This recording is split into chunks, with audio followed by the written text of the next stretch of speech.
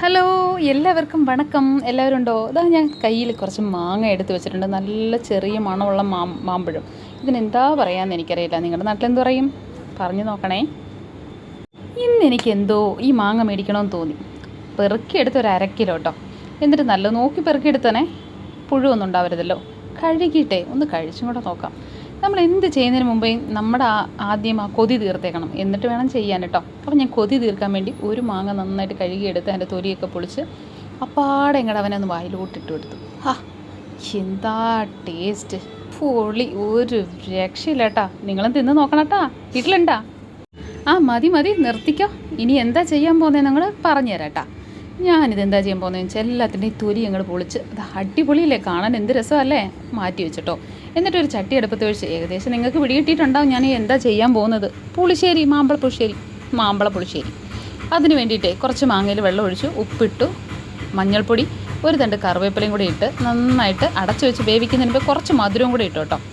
എന്നിട്ടത് വെന്ത് വരുന്ന സമയത്തിനുള്ളിൽ നമുക്ക് അരപ്പെടുക്കണം. അരമുറി തേങ്ങ, ചെറിയ ജീരകം, വെളുത്തുള്ളി, പച്ചമുളക് എല്ലാം കൂടി ഇട്ട് നന്നായിട്ട് അരച്ച് ഈ മാങ്ങയിലൊഴിച്ച് ഒരു 10-20 മിനിറ്റ്, 10 മിനിറ്റ് മതി, 20 മിനിറ്റ് വേണ്ട, നന്നായിട്ട് തിളപ്പിക്കുക. എന്നിട്ട് തണുക്കാൻ വെക്കണം കേട്ടോ. തണുത്തതിന് ശേഷം പുളിയില്ലാത്ത കട്ടത്തൈര് നന്നായിട്ടിട്ട് കടഞ്ഞു കേട്ടോ. നല്ല കടഞ്ഞ വെണ്ണ പോലത്തെ തൈരില്ലേ, കട്ടിയായിട്ട് നമ്മുടെ തണുത്തിരിക്കുന്ന മാമ്പഴക്കുട്ടന്മാരുടെ മുകളിലോട്ട് അങ്ങോട്ട് ഒഴിച്ച് കൊടുക്കുക. അവരൊന്ന് കുളിക്കട്ടെ തൈരിൽ. എന്നാ ടേസ്റ്റാണെന്നറിയാവോ ഇതിന്. ഒരു രക്ഷയില്ല. പിന്നെ ഞാൻ വന്ന് നോക്കിയില്ല. ഒരു ചട്ടി അടുപ്പത്ത് വെച്ച് എണ്ണ ഒഴിച്ച് കടുക് പൊട്ടിച്ചു. വെളുത്തുള്ളിയും കുറച്ച് ചെറിയ ഉള്ളി അരിഞ്ഞു വെച്ചിട്ടുണ്ടായിരുന്നു. വറ്റൽമുളക് ഇട്ടു, കുറച്ച് മുളക് പൊടിയും കൂടെ ഇട്ടു. എന്നിട്ട് നമ്മുടെ മാമ്പഴക്കുട്ടന്മാരെ പുറത്തോട്ട് അങ്ങോട്ട് ഒഴിച്ച് അവരൊന്ന് കളറാക്കി എടുത്ത്. വേറൊന്നും വേണ്ട കേട്ടോ, ഇത് മാത്രം മതി. ഉപ്പ് നോക്കിയേക്കണേ നിങ്ങളുടെ ആവശ്യത്തിന്. അന്നേരം എന്താ ഷെറിന് ഓടിയെത്തി അതിൻ്റെ ടേസ്റ്റ് നോക്കാൻ. അവൻ കഴിച്ചിട്ടേ ഒരു രക്ഷയില്ല എന്നാണ് പറഞ്ഞത്. എനിക്കറിയില്ല, ഞാനിനി കഴിച്ച് നോക്കാൻ പോകുന്നതേ ഉള്ളൂ. ഇന്ന് സ്പെഷ്യലായിട്ട് കപ്പ മേടിച്ചിട്ടുണ്ടായിരുന്നു കേട്ടോ, മാമ്പഴ പുളിശ്ശേരി കുളിപ്പിക്കാൻ വേണ്ടിയിട്ട്. കപ്പ അങ്ങോട്ട് കുറച്ചിട്ട് കൊടുത്തു.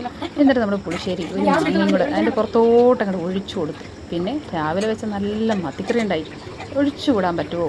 ഇല്ല. മത്തിക്കുട്ടന്മാരെ എടുത്ത് അതിൻ്റെ മുകളിലോട്ടിട്ട്. എന്നിട്ട് കുറച്ച് പീരി ഉണ്ടായിരുന്നു കേട്ടോ. എന്തിനവൻ മാത്രം തനിച്ചിരിക്കണം, അവനെയും കൂടെ എടുത്തിട്ട് കുഴച്ചങ്ങോട്ട് അടിച്ചാലില്ല. എൻ്റെ പൊന്നും മക്കളെ ഇങ്ങനെ കഴിച്ചിട്ടുണ്ടോ? എന്നാ ടേസ്റ്റാണെന്നറിയാവോ ഈ മാമ്പഴ പുളിശ്ശേരിയും നമ്മുടെ നല്ല മീൻകറിയും ഒക്കെ കൂട്ടി കഴിക്കാനായിട്ട് സൂപ്പർ ടേസ്റ്റായിരുന്നു. അത്താഴം ഇന്ന് പൊളിച്ചടിക്കി കേട്ടോ. ഷെറിൻ പറഞ്ഞ് ജീവിതത്തിൽ ഇങ്ങനെ കഴിച്ചിട്ടില്ല എന്നാണ് പറഞ്ഞത്. അതുമാതിരി ടേസ്റ്റാണ്. അപ്പോൾ വെച്ച് നോക്കാൻ മറക്കല്ലേ. വീഡിയോ ഇഷ്ടപ്പെട്ട എന്ത് ചെയ്യണം? ലൈക്ക് ചെയ്യുക, ഷെയർ ചെയ്യുക, കമൻറ്റ് ചെയ്യുക. പുതിയതായിട്ട് വന്നവർ സബ്ബും കൂടെ ചെയ്യണേ. വേറൊരു വീഡിയോ ആയിട്ട് വരുന്നവർ എല്ലാവർക്കും എൻ്റെ വക ബൈ.